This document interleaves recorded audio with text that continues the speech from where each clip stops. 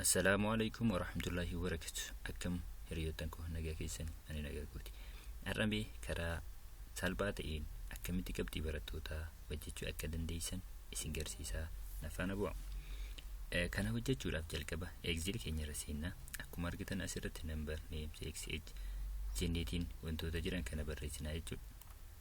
Isaan kanniin haala kanaan barreeffanna. Kana booda bakka number jedhu irratti takka lama sana booda akkana erga select gootanii gadi harkistan hanga barbaadan jechuudha. Kanaaf egaa subjectii kana immoo asirratti subject jennee barreessina.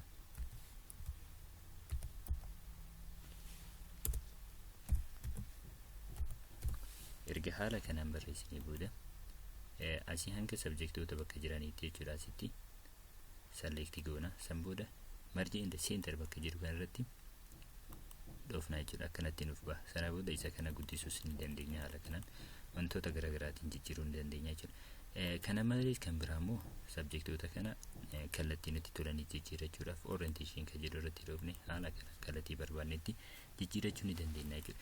Kanaaf amma asitti maqaa barattootaa, saala isaanii, umrii, qabxiidhaan isaan argatan hunda wajjannee walitti deebinaa nafaana bu'a.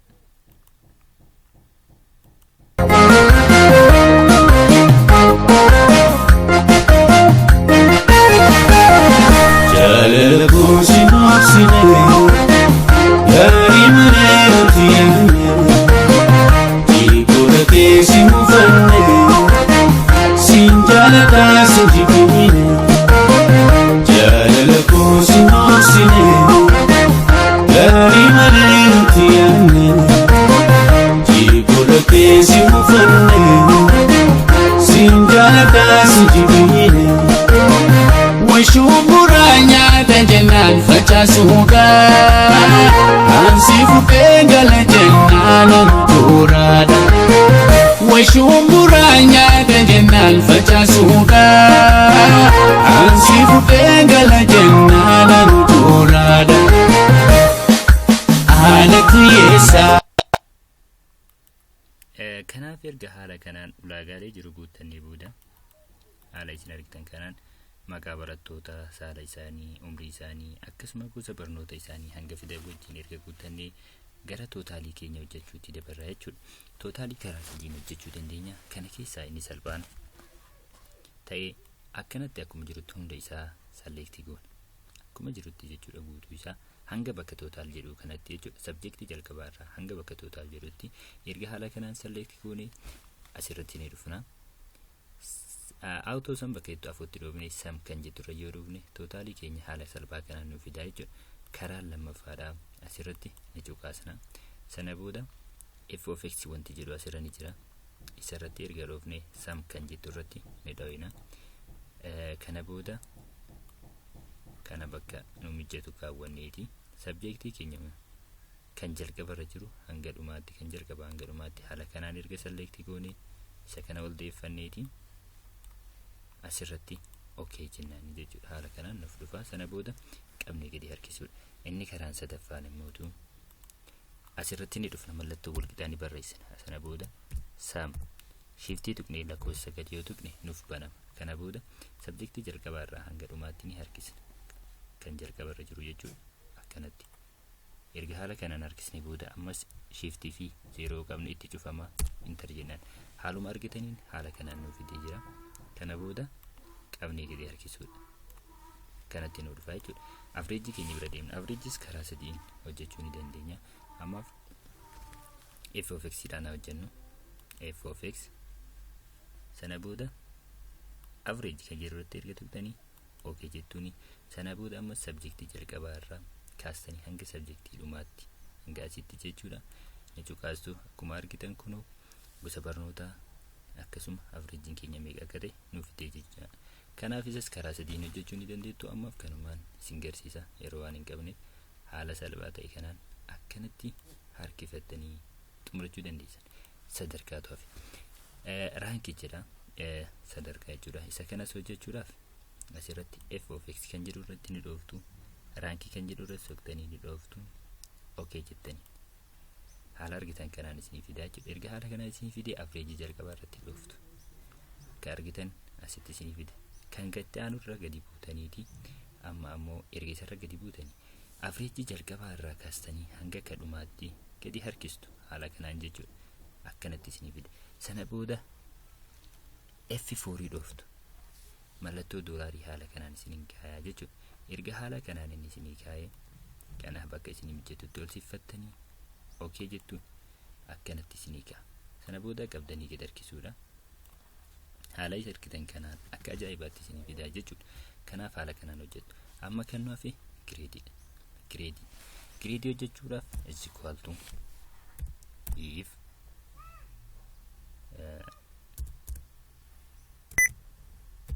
if sana booda ni bantu.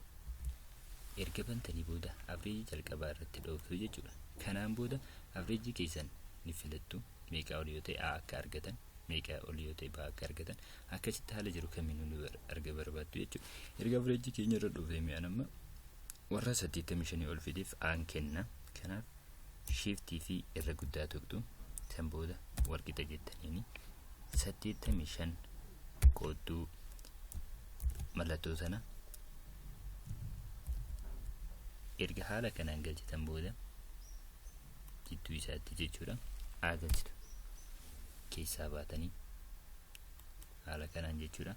Ammas qoodduu galchitu. Haaluma kanaan hanga dhumaatti deemnaa jechuudha. Akkuma asirratti argitan kana fakkeenyaaf asirratti ani warri average isaanii 90 ol ta'e A akka kennamuuf, warra ammas average keenya 80 ol ta'e B akka kennamuuf, warra average 75 C akka kennamuuf, warra average isaanii immoo 70 ol ta'e D akka kennamuuf, warra 70 gad ta'e immoo F akka kennamuuf haala kana erga raawwadhee booda shift gadi qabdanii 0 tuqxu hanga gurraachi isinii barraa'utti jechuudha. Amma barraa'eera. Kana booda enter jennaani dhiifama. Waan wayii gongoramee ture. Asitti waan mallattoo walqixa gateefidha. Kanaafuu enter jennaani ammas dogongora qaba jedha. Bakka dogongora isaa ammas irratti fakkaatamee haadha ofnu enter jennaan haala kanaan kuno kennamaafi jechuudha. Stepii takka yoo dogongorte error siif kenna. Kanaaf bakka san deemtee sirreessuu dandeessa jechuudha. Kanaaf gireedii keenya haala kanaan xumurree jirra jechuudha. Haala kanaan amma gara commentiitti deemna. Commentiis formula kanaan hojjenna waan ta'eef na hordofa. Walqixataa bakka A B C D jennee san qofatti wantoota jiran galchuudha. San galcheetiin isin garsiisa. Ammas obsaan afaana jira. Akkuma asirratti agartan gaa haala kanaan yoo average keenya if mallattoo walqixa barreessitan if jettanii shift lakkoofsa galtuqtanii oguu bantan yeroo kamuu average kana irratti dhoftanii jechuudha. Akka if jettanii mallattoo bantanii yoo average keessan 90 ol ta'e excellentidha ijoolleen kun jettanii haala kanaan yeroo kennitaniif jechuudha.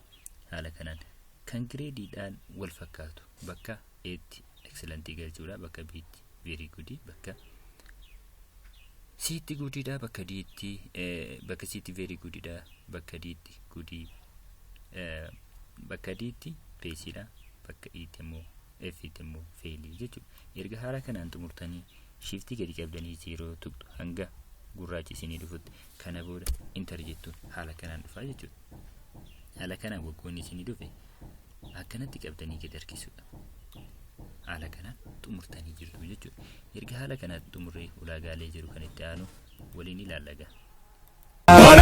Baana jiibanii warri keessumaa gaanii yaadanii fakkii haala keessaa baana jiibanii warri keessumaa gaanii yaadanii fakkii.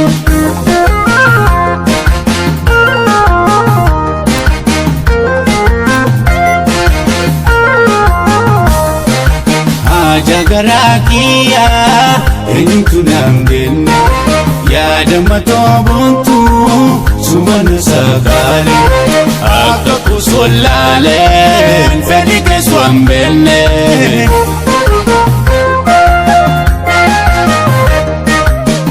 Jagarakia entu nambenne ya damato buntu sumana sakale akka kusolale fedike swambenne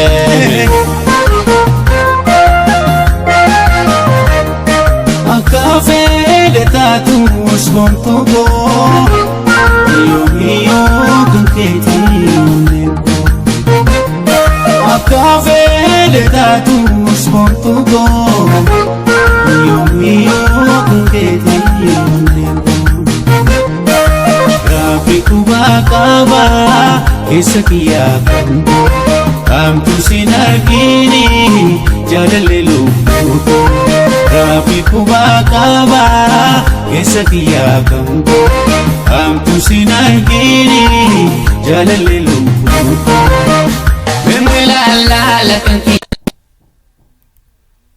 egaa haala kanaan akka ajaa'ibaatti hojjettanii piriintii godhachuu ni dandeessu. Kanaaf haala kanaan itti fayyadamaa. Du'aa inaaf godhaa galatooma.